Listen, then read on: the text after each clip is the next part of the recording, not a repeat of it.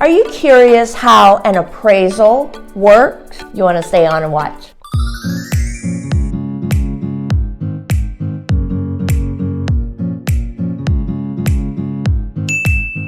Welcome back to the episode of Real Estate Contingencies. Last week I talked about what an inspection contingency is. This week I'm going to be talking to you about the appraisal contingency and how an appraisal works. This came up actually last week when I was speaking to a client, so I thought I'd try to break it down so that you understand the process. So the way an appraisal process works is if the buyer is seeking financing, in other words, they need to borrow money from the lender to be able to purchase a house. And in most cases, I want to say 99% of the time, it's a financing situation. The other 1% is probably the all cash type of purchase, but it's really far and few in between when you're talking about hundreds and hundreds and hundreds and hundreds and hundreds of thousands of dollars of purchase, right? So most people are going to get financing. And with that, the lender requires that an appraisal be done on the property to determine the fair market value. Note, I said fair market value, not what the seller thinks the house is worth, not what the buyer thinks the house is worth, not even what the real estate agent thinks the house is worth. But the appraiser will come out and physically do an inspection of the property.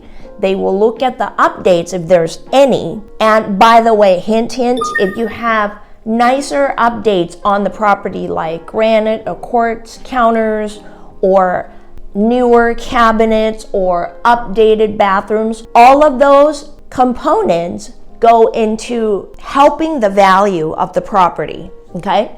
If you find this content valuable, you want to hit subscribe and the bell notification so you don't miss future videos. So let's say the property goes into escrow.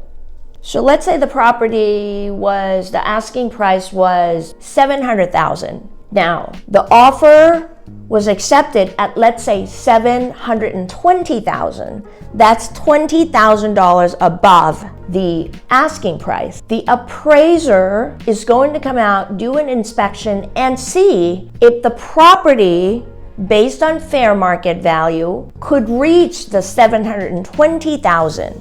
If it doesn't, guess what happens? There's a thing called an appraisal gap. Let's say the appraisal comes in at $710, not $720, right? There's a $10,000 appraisal gap. That's the gap between the $720,000 offer price and the appraised value of $710,000. Two things can happen. Either the buyer and seller have to come and renegotiate back to the negotiation table through their agents and agree on a price that both parties are willing to move forward, or at that point, if there's no agreement, the seller and the buyer cannot come to an agreement, the buyer can walk away because chances are they're exercising this appraisal value during their appraisal contingency period, okay? Now, how does an appraiser come to the determination of the fair market value? Typically, the process is, and I'm not an appraiser, so disclaimer right up front here, I don't claim to know the specific task what the appraiser does, so I'm giving you a general scope of how an appraiser works, okay? The appraiser will look at all the properties that are comparable, we call them comps, okay, to that subject property. In other words, it should be, so if the property is a 4-bedroom, 3-bathroom, the appraiser is going to look for the properties that have sold, not what's currently on the market, but what have actually sold and closed and recorded, looked at those prices that are comparable to the subject property that is a 4-bedroom, 3-bath. They can't pull and use a comp of a property that's a 6-bedroom, 5-bath. That is not comparable. I hope that makes sense. It's a little extreme, but you get the picture. They have to find something that is comparable within this, close radius of that subject property. So you can't pull a comp from another city, nearby city. No, that doesn't work.